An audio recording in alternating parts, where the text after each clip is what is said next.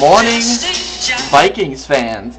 This is Morning Joe's, and I am your host, Joe Johnson, owner of PurplePTSD.com and VikingsTerritory.com, as well as PurpleTerritoryRadio.com.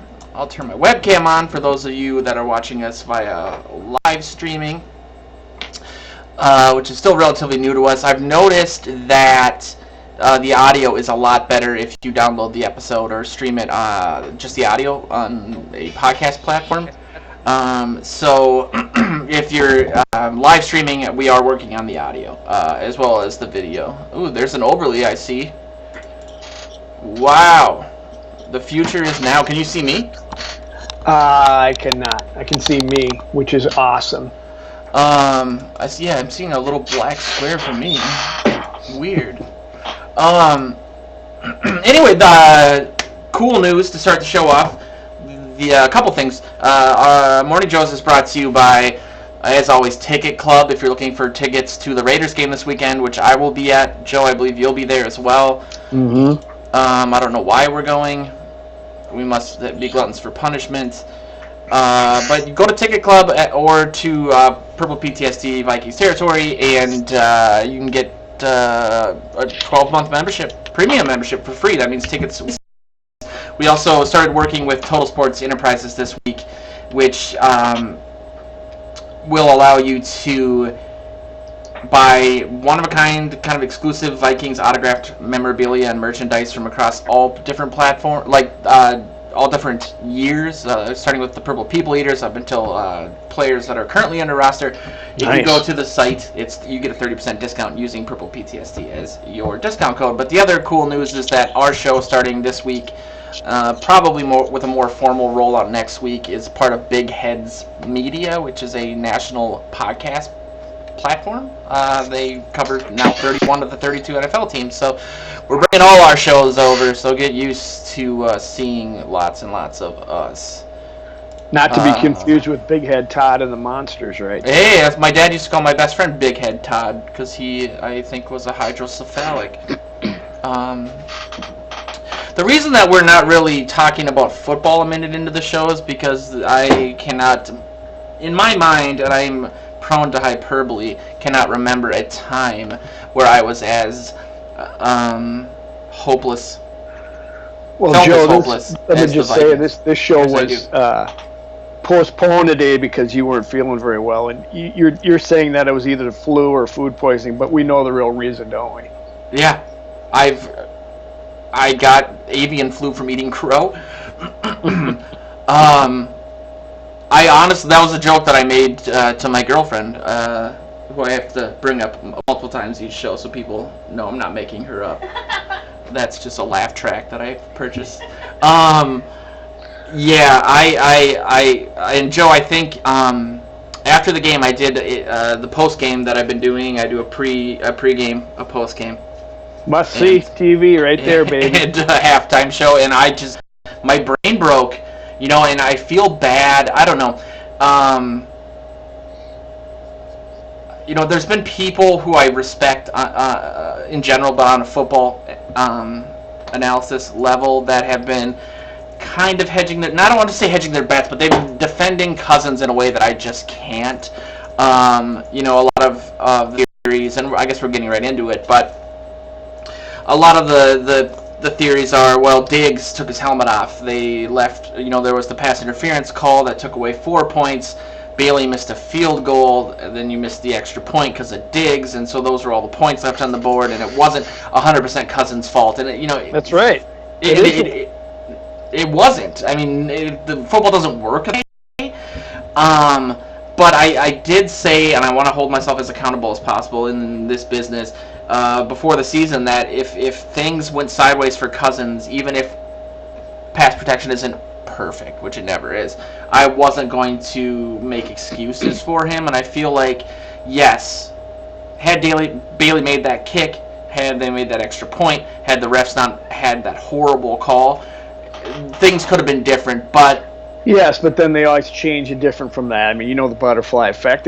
Cousins could have screwed it up again later some other way. I think right now what we need is a Big Ten intervention from your dad, so he can come in and talk you down off the talk you back onto the Kirk Cousins bandwagon. He's tried.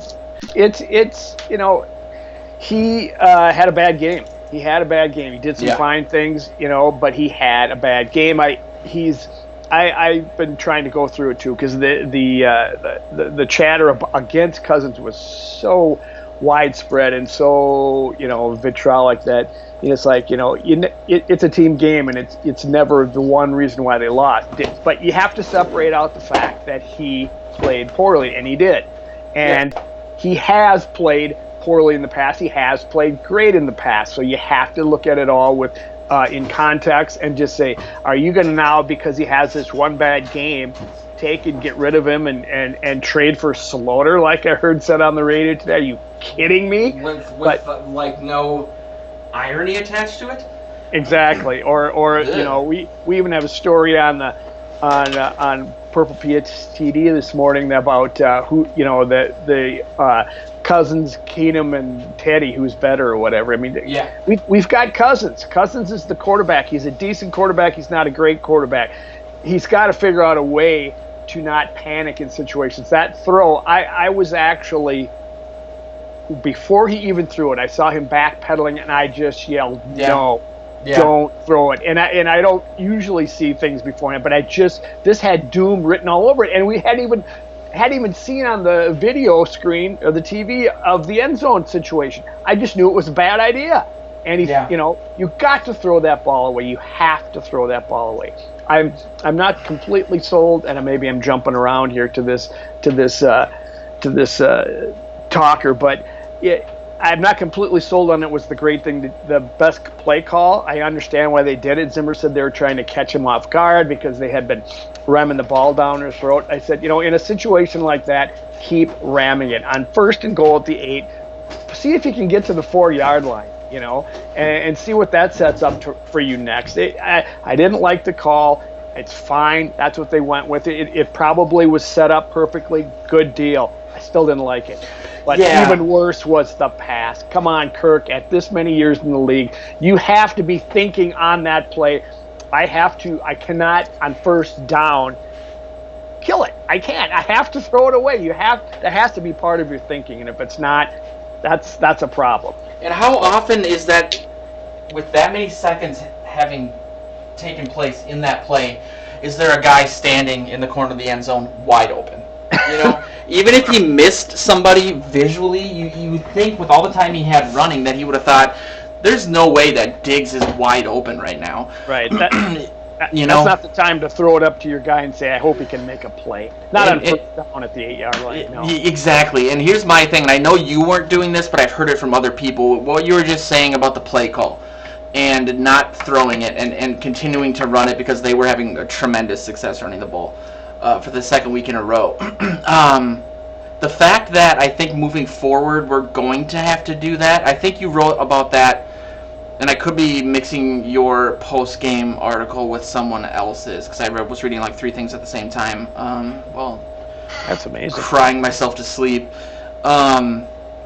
Is that when you bring a quarterback in like Cousins, and I'm not even talking about the money, but just the expectation, if we're at the point where we basically have to say, I don't think we want to throw it on 1st down because Cousins is a liability. And I'm not saying that's what you were saying, but just the general idea of saying, well, no, let's try to go back to the 1st week where they throw the ball a limited amount of times. Right. And turn Cousins into a game manager completely because he's just too much of a wild man for some reason. That is not what we brought him in for, and that's where the Kirby wrote the article you were talking about this morning, and he and I was going to do about the labor with him at the last second on Sunday after my show because there was a communication thing and he was just looking for someone else to do it, and I had other plans so I couldn't. But then I thought, it's almost better that I didn't do it because I know that he's on the side of not so much. I think he broke it down a certain way, like it was 50% Cousins, 25% this, 25% that. But my bottom line is, and I've been one of the, at least when it comes to like podcasting and writing articles, vocally supportive guys of Cousins, and I've been pretty open about how biased and where my bias comes from. But the way I put it to him in text after that game, after I calmed down a little bit, was that he can't start 4 of 14. He can't have a game where, at this point, he is 43% completions, second worst game in his career. The only game worse than that was like his 4th game as a starter. 3 turnovers on him. The going back to that fumble, he fumbled the play before that, and they lucked out. And I think maybe it was Bradbury that picked it up. Somebody picked it up, maybe Smith Jr. And the very next play, he gets taken down again, and it was almost like he fumbled on purpose or something. It was like he didn't. He didn't. I know, but you know what I mean? Like, it was like, think having the play before that happened that way, that he would have, like, secured the ball a little bit. Well, he was trying to make a play, stepping up in the pocket, and the guy made a good play on defense. That's the thing that nobody ever considers when they criticize somebody in this game, that there's 11 guys on the other team trying to beat your brains out and trying to stop the play, whatever you're doing, and trying to make you screw up and trying to alter it. And not everything works to perfection. I mean, I disagree with you that I don't think last week they were trying to make him a manager, a game manager. The game just dictated that, you got off to the huge lead right away. You run the ball, and that's the way it is. That has nothing to do with Cousins, I don't think. This week, you get down by 21, and suddenly you have to score points as quickly as possible. You have to move the ball up and down the field, and that's going to mean you're putting it on your quarterback's arm. So there's a little bit more pressure. And you also, and I wrote this in the chat as we were talking during the game, I said, they have to be perfect from here on in. They have to be perfect in order to win this game, because you figure the Packers are going to put more points on the board, so you have to keep you have to do it more quickly. And God love them, the defense was freaking lights out after that. They were virtually perfect. Cousins was not. The pressure's more on him. I still don't like the decisions on either of the interceptions. The fumbles, I think you have to take them each play on its own merit, and he was he was hit. The second one's not his fault, I don't think.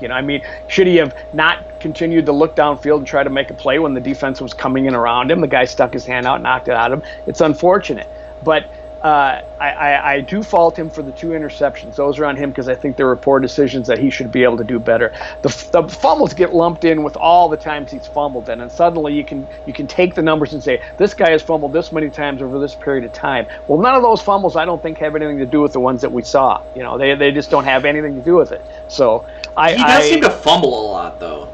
Well, maybe that's because of the offensive line. One of them was a play where he was going downfield getting a first down, which is a great play, which is something the Vikings want him to do, is use his legs when playing. Do you think he should have slid on that play, though? If it would have cost him the first down, no. But yes, probably a slide would have been better, because then he's protecting the ball. That might have been that. I think he would have had the first down. I think he was just frustrated. You got to remember that these are split-second decisions that you have to make. When you're trying to get to the sticks, and then then he's got to quick turn his body. But I am not going to hammer him for those 2 fumbles. I'm all in hammering him for those 2 passes, because the first one, he was trying. There was 4 guys around Stephon Diggs when he tried to put that in there, and people are saying, "Oh, it was late." Yeah, he was late. Maybe there was a second earlier the window was open, but when I watched the play and I look back at it, he's looking at Diggs the whole way, and so that's why the 4 players are converging, and the one guy that's in front of him, the linebacker, sloughs off of Kyle Rudolph, leaving him wide open. If Kirk is a good quarterback, or if he's Aaron Rodgers, he looks those guys in, boom, turns to the right, has a 20-yard gain. And I'm sorry, that's a bad decision. You should know. You should see there's 4 guys. You're throwing right in the teeth of their zone. Yeah.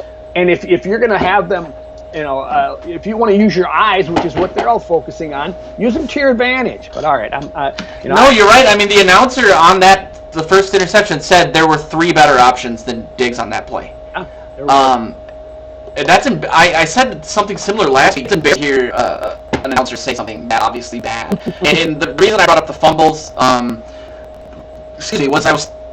what scares me is how do you fix something like this? Because I think Zimmer talking about it in the paper this week said something about, there was that touchdown pass to Diggs, which the announcer had said something that, he thought safety was come over the top and pick that ball. I mean, we've seen other examples of Cousins just a split by a hair getting a touchdown to Diggs and Thielen. And if you take that aspect away of the game from him, you don't want him to make weird down-the-field decisions, even though I wouldn't necessarily say either of those picks were really down-the-field passes, not in the same vein of what I'm talking about here. But, I wonder, it's not as easy as hindsight makes it seem, where you can go back and say, don't do this, but keep doing this. You know what I mean? And if they limit him... But what scares me a little bit in that vein, too, is that I think that Cousins' problem is... Perhaps he's too over-prepared and he gets really stuck in his own head. It's possible, but... And then he just... I think he used the word panic. I mean, there's no other way to explain that touchdown, or the interception in the end zone, other than panic or hubris or whatever you want to call it, but it was so dumb. But there's nobody on him either. I mean, once he split out to the right, there was nobody on him, and he's backpedaling.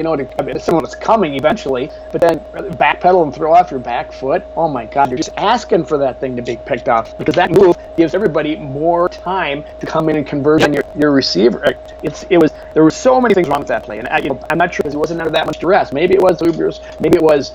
I thought I heard somewhere him saying that, trying to make, throw it up there and let what's his face make a play. And if that's the case, then he's a knucklehead, because that's and he's not. He's a smart guy. They aren't limiting his offense like they did with Case Keenum. By the way, Kirby's right, just for the record. I'm 50-25-25. So actually, I agree with him. Anyway, I'm glad that he threw Dalvin Cook into the mix, and I don't remember Cook doing anything wrong.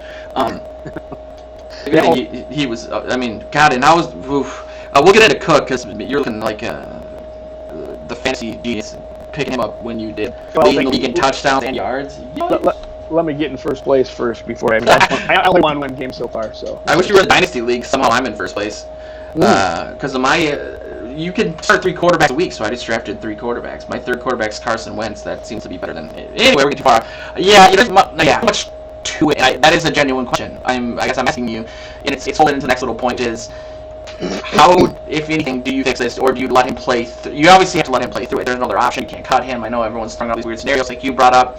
That's what they're going to do, Joe. I was listening to him on the way home from my PT appointment. Do you think they play through it with conditions, or just see what happens? I mean, they're pretty much married to him, so they might as well just see what happens, I guess. But there are jobs on the line here. They have to, and he just said that. He goes, he's our quarterback of the Apple Conference, and he goes, he's played good in the past, and he's going to play good in the future. He's going to play good this week, is what Zimmer said. And so, hopefully that's not just, oh my God, we have to bolster his self-esteem again. But I just think that's actually what they have to do.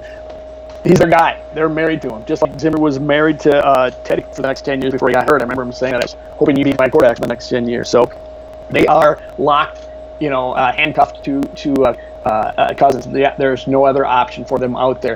What you do is try to figure out the best way to do it. And I think you will see.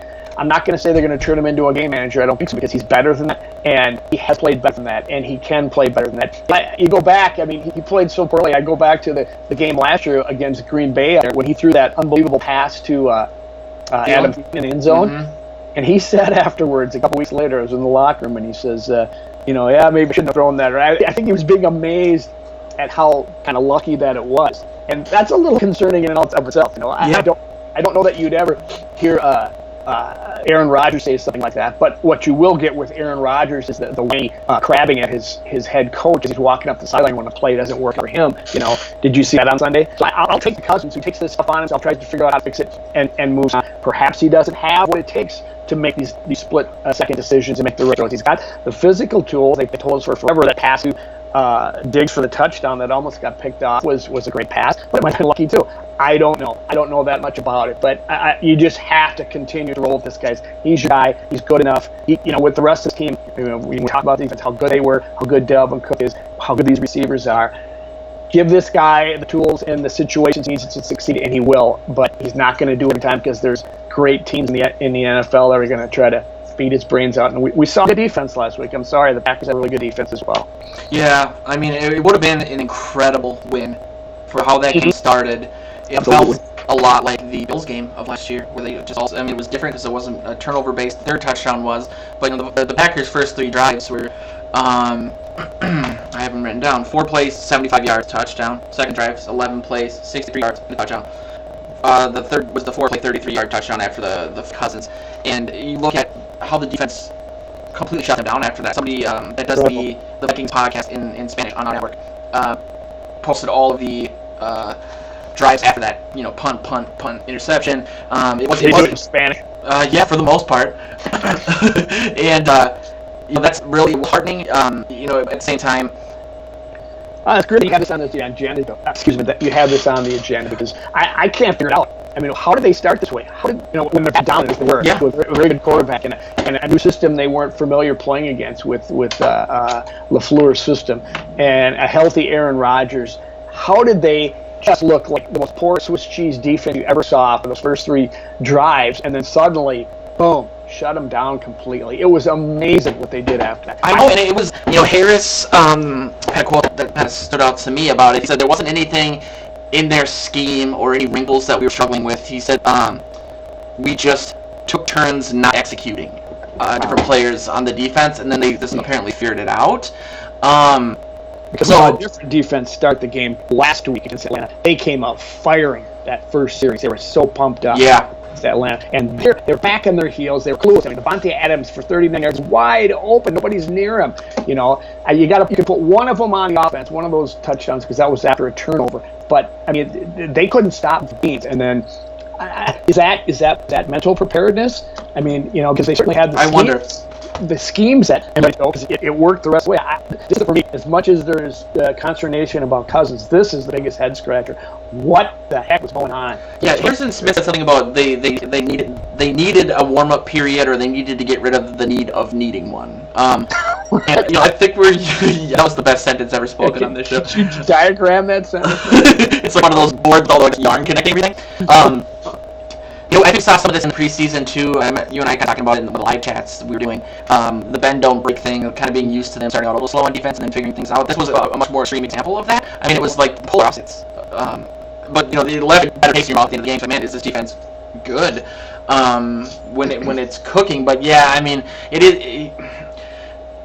Every defense has to make an adjustment, and they come out, they figure out the defense set. They go out there in the field, they start the first few series seeing what they're doing. If the other side executes well, they're going to score points because you're still figuring them out. But then you say, okay, you get in the sidelines and you have a little difference. This is what we're doing. This is what we're going to do. But my goodness, for 3 straight series, they looked lost, and then suddenly they looked as down as last weekend as we're hoping it will be all year. I'm more confident in that happening than in the Cousins. I said this on my recap. I'm trying to tie this together in a kind of an awkward way, but it's still early and everything. I just feel like my expectations for the season are lower than they were before the Packers game. Just because I feel like I saw something in Cousins that I hadn't really seen, and maybe that's because I'm looking at him from a biased point of view, but it just seemed like almost akin to the preseason game. I didn't think he played that poorly last season, maybe because it was hidden by the lack of a run game, or he had the fantastic start to the season, but I don't know, like, forced panic. Like, he just looked bad. The way I narrowed it down was, he was making bad decisions sometimes. And when he made the right decision, he struggled to take the throws as well. So it was like every possible bad thing, but then he was turning the ball over, which is part of it. So I didn't feel like last season that he particularly played that awful, at least not bad enough to kind of blow a game that other parts of the team obviously screwed up. I mean, if the defense played that way the entire game, they would have had, Green Bay only had 3 points and the Vikings would have won to Cousins or something. But when, in this league, I think when especially in a division game, we saw how important week 2 was last year against the Packers and how they basically got a tie instead of a victory for different reasons. Every one of these games is going to count when it comes to making the playoffs, so on and so forth. But my biggest fear is I feel like, okay, if that's how Cousins plays, especially when under increasing amounts of pressure, personal pressure, not just pass rush pressure, that he's gonna blow it at some point, even if he turns this around. I have no faith in him. What are your preseason expectations? They're to win the next 2 or 3 Super Bowls? Is that what you're talking about? I thought they had a really strong chance to win Super Bowls. I'm going to disagree. I think the Vikings showed that they're another team on Sunday. They lost to a team that they could beat, 9 out of 10. I think before the season, you probably might have put this down in the lockout, possibly, because, a healthy Rodgers come back, they're at home where they're always tough and blah, blah, blah, blah, blah, for whatever reason. So I'm not that concerned about it. I think there were some strange anomalies. We had a defense started out with their head up their tailbone for the first quarter of the game, who either for whatever reason felt pressure or whatever, but made some really poor decisions, which he didn't do every game last year. Last year, you mentioned earlier the Buffalo game. This reminded me of that as well. And all of a sudden, there was just like he's on vacation mentally for this one for some reason. I don't think I look at the entire body of work, and I don't think you're going to see this from him every game in, game out. And I certainly don't think you'll see it this weekend. I think in the long run, if the Vikings stay healthy, they will be in the playoffs and they will be in the NFC Championship contention. They'll be a team that can still that because I think the defense is so good. I think the running game is so good. I think the offensive line is improved. It's only going to get better if it stays healthy. And I think once they figure out the best situations to put Cousins in to help him succeed and get confidence back and rolling again, I think he'll be fine. I don't know that he'll ever be the kind of quarterback that's going to win you a Super Bowl, per se. But I think if you put him in the situation, he certainly can. So I was disheartened. It's been years since I've hoped for a week until the next game when the Vikings. I've gotten past that being part of the media and covering him and looking at it different. But I was pretty crabby after that game. And it would have been. I mean, you would have set yourself for everything you wanted this season if you win that one. And especially the way it started and everyone in the live chat being like game over, and then it's oh my god, they have a shot here. Everybody got a chance. I was getting grief from somebody on there for saying, settle down, people. It's not over. Well, it was at 21-0. Yeah, they were going. They had to be perfect from that point in, and they were not. So if there's a silver lining there, I mean, put those things together in the right order. They don't need Cousins to do as much as they needed him to do last season. So hopefully they can find that healthy balance that doesn't really restrict his ability to take shots down the field. But I think that it's so irritating about it is that, like you said, he's a smart guy. Like he knows. I can almost guarantee you that he went home and talked to his wife and was like, I don't know why I threw that ball. I don't understand why. But there are some silver linings to it. I mean, the defense did come back and play amazingly. Obviously, Dalvin Cook is on a tear. He looks like one of the best guys, running backs in the entire league. I think Aaron Rodgers said he's a top running back. He just looks really, really good. I mean, he's actually 7.1 yards a carry. He's on pace to set the single season record, but you gotta use him right. You gotta sprinkle in some Madison there, give him breaks throughout each game throughout the season, and not wear him down because you want that horse charging into the playoffs for that limping, and actually absolutely won there for the season. But I think he was playing well, but you in a game like that, especially Madison needs to get the ball more 4 times because he was averaging 6.2 or 3 yards a carry. And I asked him about that this morning, Joe. Not to interrupt you, sorry. No, and he just said, well, they're gonna do that. They're gonna give Dalvin some breaks. They're gonna keep him going good and going strong. He says, ultimately when the situation, it's all gonna be situational, and when the situation dictates it, you got to be ready to go. So I think they're going to ride him, but with definitely in their mind is they can't just series after series after series be all Dalvin Cook. NFL doesn't set that way anymore, and you can't do that to him either. So it's nice though, man. Wow. Yeah, I'm pleased. The defense, I think part of the problem, just because we touched on that, the start, I think, Rodgers is, I did kind of rip on him a little bit going into the game, and I didn't mean to say that I thought he's a quarterback. I think he's still great. I still think he's game-changing elite level like he was at one point.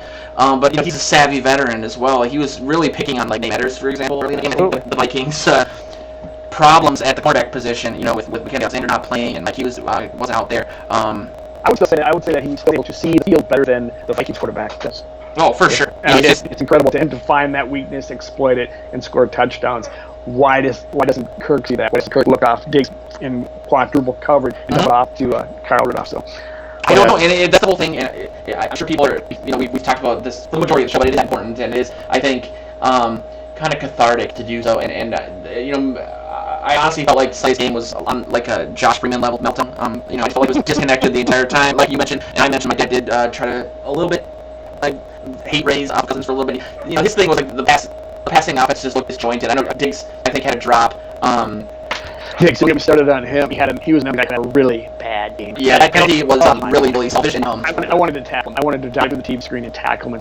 I complained to him for years. I don't know if you remember. I've always said, Diggs, I love you, but you've got to quit taking stupid penalties because you want to be so emotional. You are emotional. You want to take off your helmet, or you want to do this or do that. He used to do so many bad things, like it was like one game for a while early in his career. I think he figured it out. But this one is mind-boggling, Joe. How do you do that? I know he did that in Minneapolis Miracle. I said, someone please don't tell him this isn't Minneapolis Miracle. The game's not over. Keep your damn helmet on. Oh God, it's not only does it cost you 1, potentially 2 points. It changes the momentum of the game right back that way because you are an idiot. Yeah. And suddenly you feel like, oh God, you take some of that momentum of that great touchdown pass, and you just give these guys no reason to take the other team today and take you out when you're sitting there barking at the fans. Just give the ball to the ref. Go. When the game's over and you've got the lead at the end of the game, then you can take your helmet off. I know, and you think like he would recall the game in Lambeau last season how important 1 point would have been in that game. And there's another way, and I understand, he was probably frustrated, and that was, the the culmination of his frustration, and saying, finally I won down the field, and I've been stifled for a while today, and I'm just frustrated. And I'm a diva. Pretty much. I'm trying to find a way to explain his rationale, but do you think the best additional revenge would be either going for 2 or just making the extra point? I know people are kind of freaking out about Bailey missing the 47-yarder and the block, but that he was kicking basically, 48-yard field goal on the extra point. And 47-yard miss is 47 yards. That's not a gimme by any stretch of the imagination. 48-yard was blocked. Yeah. It was blocked. So one was blocked and then missed the initial field goal. But that's not something that it was like a 35-yard field goal or anything. I think his quote with no alarm bells are going off, on his almost 50-yard fields sometimes. It's the least of my concern coming out of that game. That game had its fair share of concerns, and that really brings us to... Dan Bailey's appreciative of the game that Diggs and Cousins had. Taking off of him. Oh, yes. What a depressing way to... what are we doing? Why do we do this to ourselves? They asked Zimmer about Daniel Carlson this morning. I think that, the whole narrative that, he was just thrown in too quickly for him to have hopes to go to the playoffs. Yeah. Pressure, blah, blah, blah. Zimmer went like pieces, I wish nothing but that. He's getting better now. I wish him the best future. He's a good kid, blah, blah, blah. But he doesn't want anything to do with that. Watch him make a 70-yard field goal to beat the Vikings. Yeah, there's something to be said about the pressure that he has put on players by the head coach on this team, and it's the old school mentality. And I'm not sure how much it works these days. I love Zimmer for everything that I do, and he just said, they asked what he said to him after the game. He says, well, I'm going to tell him what I think. I'm generally pretty honest and try to be, and I'm going to tell my legs. He said, some people won't like it. He goes, and I don't care. And he also said, sometimes I'll tell them what I think, and some people will like it, and I don't care about that either. I do think there's a generational thing there. Yeah, I have no problem saying that. I am definitely not as I think my generation and people younger than me were raised differently, and